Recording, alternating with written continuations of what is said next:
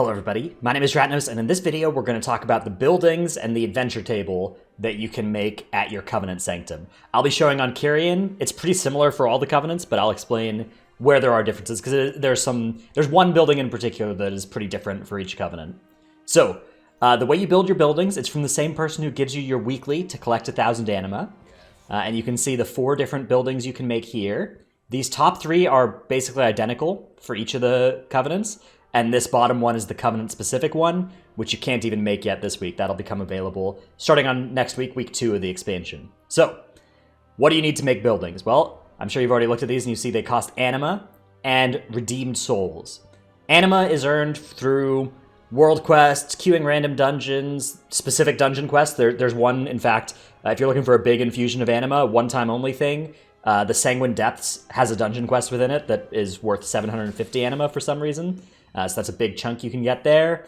But mostly just picking it up from world quests and stuff like that will get you all the Anima you need. So these buildings cost you Anima, but they also cost Redeemed Souls.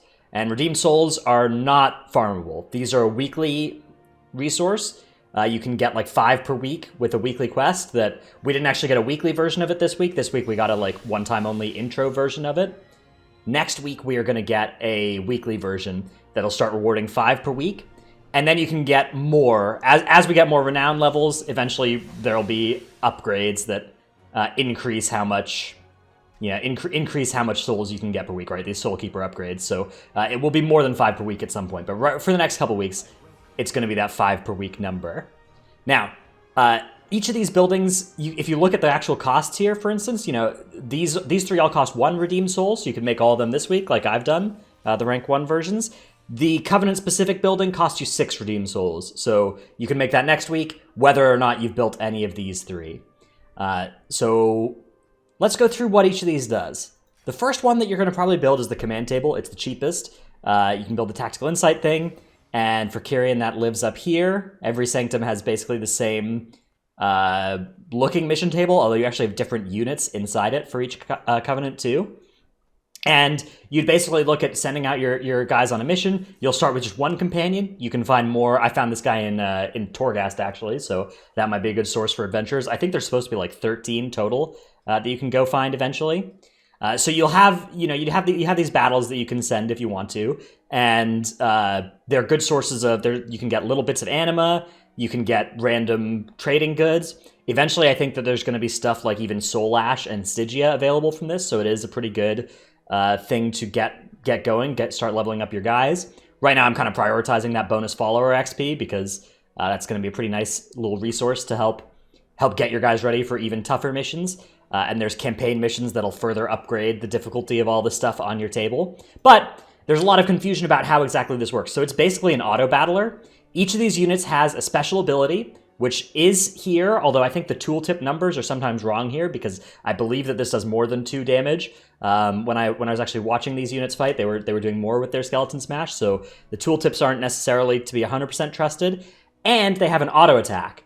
And the auto attack is not listed anywhere on the units themselves, but you can actually discern how much their auto attacks are going to be based on this little sword number here. So you can see that the entire enemy team has 1,392 health and 176 attack. So if you divided 176 by 8, you'd find that their auto attack is worth 22. That's how much they do when they're not using their cooldown special ability here.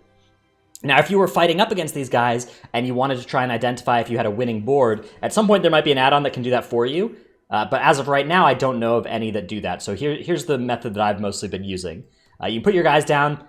If you kind of ignore the special ability part, first of all, note that you can put more than 1 troop from each type. You just keep dragging them out. It'll increase the amount of Anima that it costs. You do need an adventurer to come with you as well, a companion. I don't have any of those free, so this is just an example. But one of these 2 would be replaced by Pelagos or Kythekios or whatever. If you wanted to figure out if you were going to win this battle, one easy way to do that is comparing these values against each other here. So you can see, for instance, I'm going to win this one overwhelmingly, right? I have more health and more attack than the other team. Now, this doesn't factor in these cooldown abilities, the cooldown abilities. Some of those can be really relevant, particularly when you're fighting like one thing by itself. This thing can do, some of these things have like AoE for hundreds, and that can effectively increase the attack they do by a huge amount. But basically the formula that I kind of use for determining if I'm going to win is comparing the attacks and healths of these two teams, right? So if I just wanted to send this mission with these three, you can see we have basically the same health, but I have more attack than the other team, right? So I'm probably going to win this one too.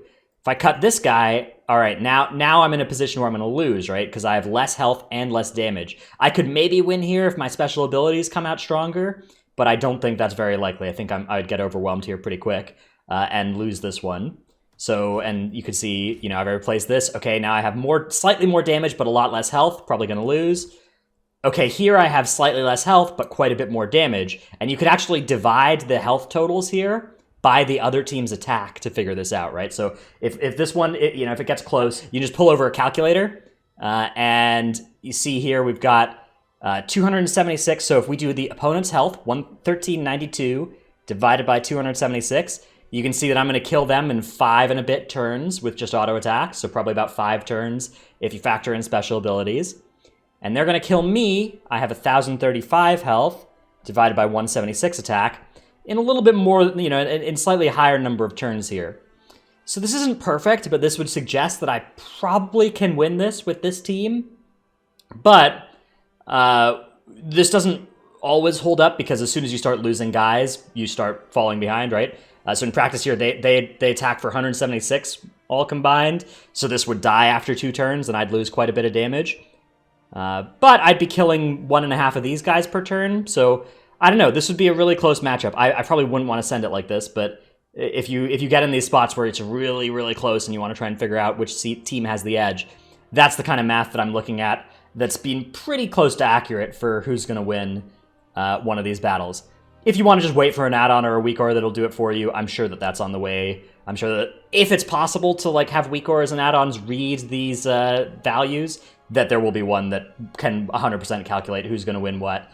Or if there's little sources of variance, it'll be able to tell you what the percentage chances are. I don't actually think there's much randomness in this, though. I think it's pretty much all deterministic. So that's the mission table. Good thing to get built. Probably the first thing you will get built.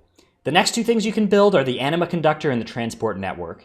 The Transport Network for Kyrian, just this little Eternal Gateway. Every Covenant has a slightly different looking one, but they all do basically the same stuff, where you can just teleport around the zone. Once you level this thing up more, you'll get more teleport spots around the zone, and once you level it all the way up, you can actually get a portal to Oribos from your Sanctum Hall, which is going to be really nice. Then the Anima Conductor also functions the same for each Covenant, basically. You have this little thing that you have in your base, and then you have these different spots you can channel Anima to. For Kyrian, it's these 2 places, and basically, if I channel Anima here, there'll be a treasure that I can go get there, and if I channel Anima here, there's a rare I can go kill. And that rare actually drops a really nice wing thing that you can use. You only can carry one of these around, but when you right-click on it, it basically yeets you up in the air, and then you start slow falling, so that can be really nice for traveling around the Shadowlands without flying. So if you want to channel Anima to one of these locations, it's going to cost you Anima. You can do it once per day. And then it fires off this little line. And if you're actually in Bastion, I don't know if there's similar visuals for other ones, but this is the actual line of Anima that you're channeling there, which does look very cool. So the reward for that is that now I can go fight that elite that can drop that. It drops a little bit of Anima back, but you're still losing out on Anima by doing this.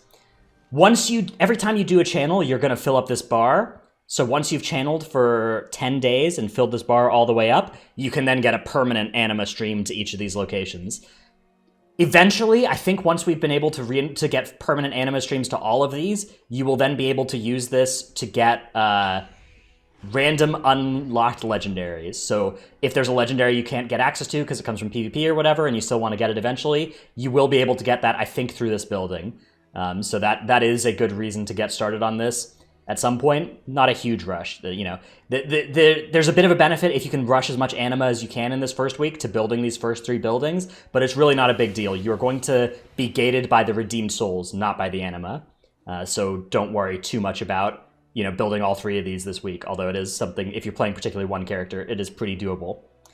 Okay, so that's the Transport Network, the Command Table, and the Anima Conductor. The last one is called the Path of Ascension for Kyrians. For the other factions, that's all pretty different. You've got like a garden thing, you've got a court, and you've got an abomination maker.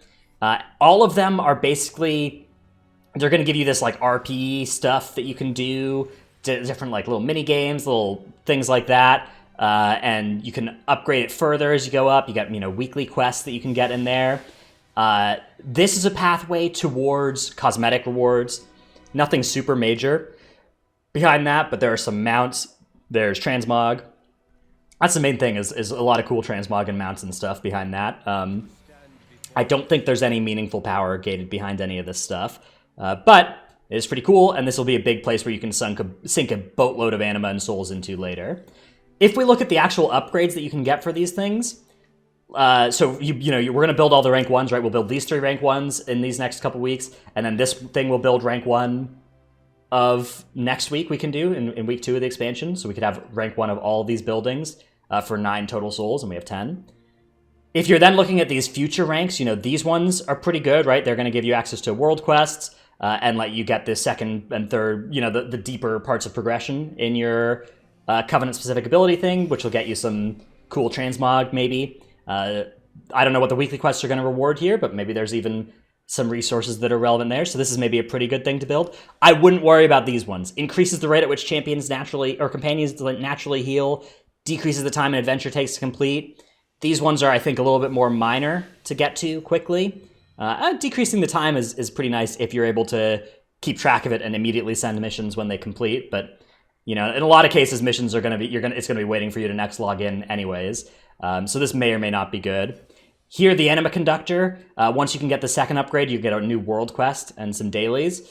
And then once you can channel it to all the different places, I think that's going to be necessary if you want to start buying those legendaries. So this is a pretty good rank 3 again as well. And then the Transport Network, this is a really good one to get to rank 3 because it'll let you get that portal to Oribos from your Covenant Hall, so then you can get a bit of a better situation. Right now, all of my characters are hearthing to Oribos, and then I have to fly here to my Covenant Sanctum if I want to. I may adjust that, so I'm hearthing to my Covenant Sanctum already, but once you get this portal, you're no longer going to have that decision, right? You can just portal straight to... You can always set your Hearthstone to your Covenant Hall, and then portal to Oribos if you need to, so that's going to be nice. To speed things up a little. So this is a rank 3 that I'm really looking forward to getting. Either way, the redeemed souls costs are pretty set up to incentivize you to build the rank 2s and then the rank 3s and not focus too much in one, right? Because they're pretty steeply increasing costs. That being said, there's a good chance I'm going to pool up and not buy this until later. So, not really a wrong answer here. This is all just minor stuff. Getting a portal to Oribos is nice, but it's not going to affect how much DPS you do. So, yeah, those are the buildings. I think that all in all, they've come out to be a pretty cool system. Pretty nice, easy, it's not something that you're, super concerned with for character power level. But there are a couple of goodies that make it more than just purely graphics. So, that's this video. Hope this helped. Let me know what you think. Particularly the adventurer stuff. Again, remember you can drag multiple troops into your adventure thing. A lot of people do not know that, and that makes a lot of them a lot easier. And remember, just go do your Torghast, pick up new companions there. It seems like that is a source of them. I'll see if I can find where other ones come from. I'm sure there's a Wowhead page or something that lists it. So there will be a Wowhead article, by the way, linked in this video explaining what all the buildings do. So if you want some more reading about all this stuff, check that one out. Anyways, check out my Twitch stream, twitch.tv/Dratnos. I'll see you in the next one. Bye.